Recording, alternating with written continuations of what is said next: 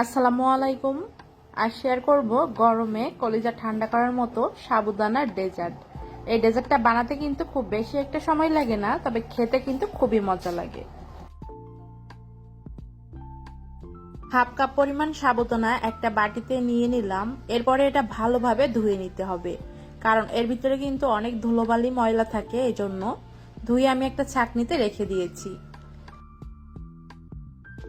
চুলোয় আমি একটা ফ্রাই প্যানে পর্যাপ্ত পরিমাণে পানি দিয়ে দিচ্ছি। পানিটা যখনই বলক উঠে আসবে, ধুয়ে রাখা সাবুদানা দিয়ে দিব।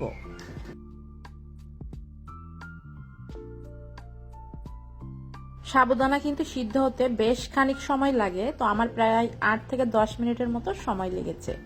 আর এটা কিন্তু সিদ্ধ হয়ে গেলে পানির মতো কালার চলে আসে, ঠিক এ পর্যায়ে আমি স্টেইনারে নিয়ে পানিটা ঝরিয়ে নিব। এর মাঝে আমি 1.5 কাপ পরিমাণ লিকুইড দুধ চুলায় বসিয়ে নিলাম। 1/4 কাপ পরিমাণ চিনি দিয়ে এটা আমি গরম করে নিব। সিদ্ধ করে নেওয়া সাবুদানাটা গরম অবস্থায় আমি ঠান্ডা পানিতে নিয়ে নিচ্ছি, এতে করে এটা জমাট বেঁধে যাবে না। অনেক সময় দেখা যায় স্টেইনারে রাখলে এটা জমাট বেঁধে যায়, এজন্য। দুধে সামান্য একটু লবণ দিয়ে দিয়েছি। মিষ্টি জিনিসে লবণ দিলে খেতে আমার কাছে ভালো লাগে। আর এখানে একটু কালার করার জন্য রেড কালার দিয়ে দিচ্ছি অল্প একটু পরিমাণে। দুধে বলক উঠে আসলে আমি সাবুদানাটা পানি ঝরিয়ে দিয়ে দিয়েছি। এরপরে আমি কালারটা দিয়ে দিব। এটা আসলে অপশনাল, তবে দিলে দেখতে ভালো লাগবে। অন্য একটা বাটিতে আমি 1 টেবিল চামচ পরিমাণ আগার আগার পাউডার আর 2 টেবিল চামচ পরিমাণ ঠান্ডা পানির সাথে মিশিয়ে নিয়েছিলাম। সেটা দিয়ে এখন চুলার আঁচটা আমি মিডিয়ামে রেখে ভালোভাবে জাল করে নিব। এটা কিন্তু দুধের সাথে ঠান্ডা অবস্থায় মিশিয়ে নিতে পারবেন।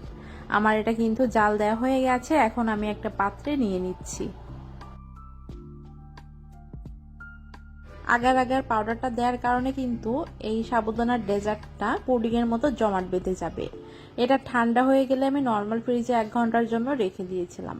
এর মাঝে কিন্তু সেট হয়ে গেছে। এখন আমি এটা কেটে শেয়ার করব। বাসায় ঝটপট গেস্ট আসলে কিন্তু সাবুদানা দিয়ে এই গরমে ডেজার্টটা পরিবেশন করতে পারবেন। তাদের কাছেও ভালো লাগবে, আর আপনাদের খেতে মন চাইলে হুটহাট করে এই ডেজার্টটা বানিয়ে খেতে পারবেন।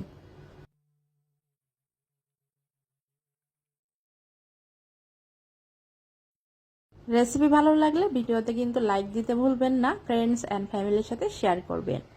আজকের মতো বিদায় নিচ্ছি। সবাই ভালো থাকবেন। আল্লাহ হাফেজ।